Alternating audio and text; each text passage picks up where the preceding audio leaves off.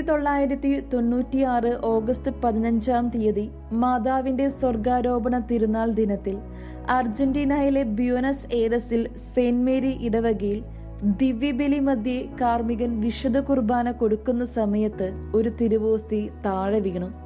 വിശുദ്ധ കുർബാന അർപ്പിക്കുവാൻ വന്നവരിൽ ഒരാൾ ഇത് കാണുകയും ഉടനെ തന്നെ ഇടവക വികാരിയായ ഫാദർ അലസാൻഡ്രോ പെസറ്റിനെ അറിയിക്കുകയും ചെയ്തു.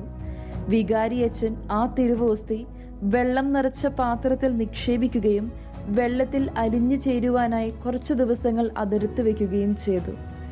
കുറച്ചു ദിവസങ്ങൾക്ക് ശേഷം ഓഗസ്റ്റ് 26 തിരുവോസ്തി അലിഞ്ഞു എന്നറിയാൻ വൈദികൻ പാത്രം തുറന്നു നോക്കിയപ്പോൾ വൈദികനെ അമ്പരിപ്പിക്കുന്ന രീതിയിൽ ഒരു സംഭവം നടന്നു.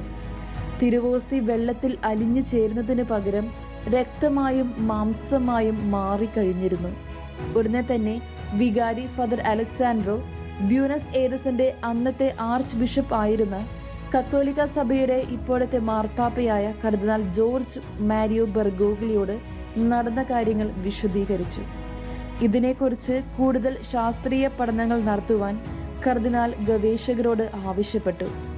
പഠനങ്ങൾക്ക് ശേഷം രക്തം മനുഷ്യരക്തമാണെന്നും അതിൽ വൈറ്റ് ബ്ലഡ് സെൽസിന്റെ സാന്നിധ്യമുണ്ടെന്നും ഗവേഷകർ അറിയിച്ചു.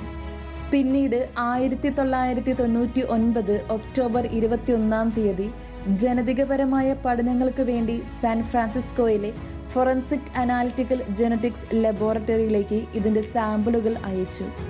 പരീക്ഷണങ്ങൾക്കും പഠനങ്ങൾക്കും ശേഷം 2000 ജനുവരി 28 ഗവേഷകർ പ്രസിദ്ധീകരിച്ച പഠന റിപ്പോർട്ടിൽ ഈ സാമ്പിളുകളിൽ DNA സാന്നിധ്യം കണ്ടെത്താൻ സാധിച്ചുവെന്നും മനുഷ്യരക്തം തന്നെയാണെന്നും വ്യക്തമായി രേഖപ്പെടുത്തുന്നുണ്ട്.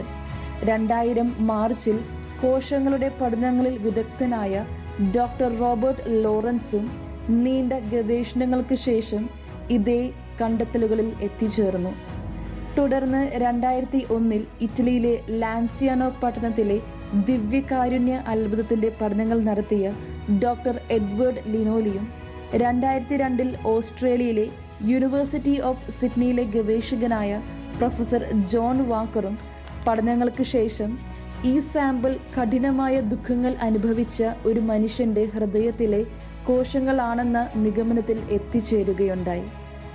വർഷങ്ങളായി പല പഠനങ്ങൾ നടത്തിയെങ്കിലും ഇതിൽ യാതൊരുവിധ സംശയങ്ങളും ബാക്കി വയ്ക്കരുത് എന്ന ഉറച്ച തീരുമാനത്തിൽ 2004 മാർച്ച് 2 ന്യൂയോർക്കിലെ പത്തോളജിയുടെയും ഫോറൻസിക് മെഡിസിന്റെയും പ്രൊഫസറായ ഡോക്ടർ ഫ്രെഡറിക് സുഗിബിയോട് ഇതിന്റെ പഠനങ്ങൾ നടത്തുവാൻ സഭ ആവശ്യപ്പെട്ടു.